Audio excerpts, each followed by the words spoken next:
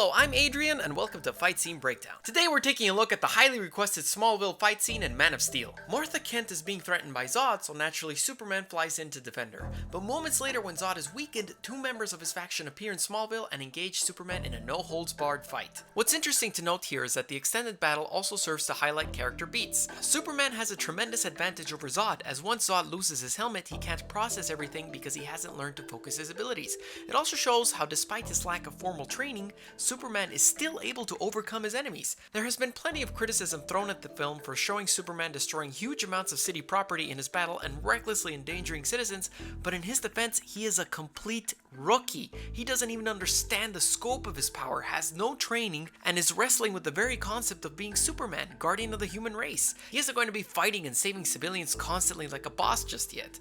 Sure, he'll save them if they're right there, but he isn't at the level where he does it without even thinking yet. Superman's greatest asset in terms of his cinematography is his ability of flight. It's always incredibly fun to watch him zip across the sky, as this lends itself to really breathtaking shots. Here Superman flies right at the camera and later on adds to Superman's flurry of punches. The fight is also set up very much like a western duel. The outlaws, the hapless civilians locking up the doors. We even get a holster shot, which in this case is merely them scrunching up their fists.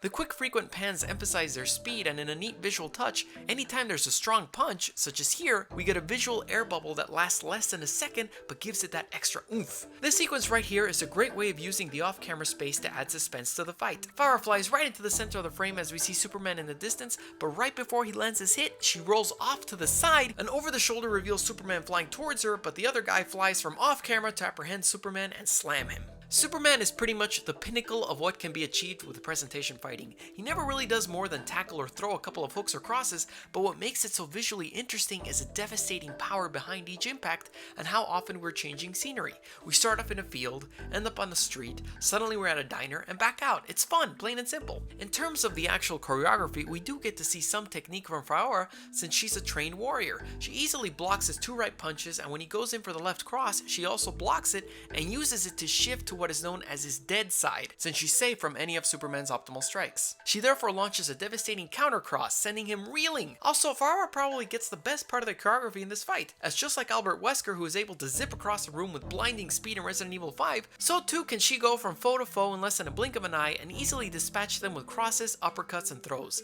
In this section right here though, we do get to see Superman fend off his clearly superior attackers pretty well despite being on the floor. He pushes Faora's kick, dodges a stomp attack, and when slammed back on the ground after trying to fly for a moment, counters Faora's punch by slamming her to the ground and then uses her as a battering ram against the larger warrior.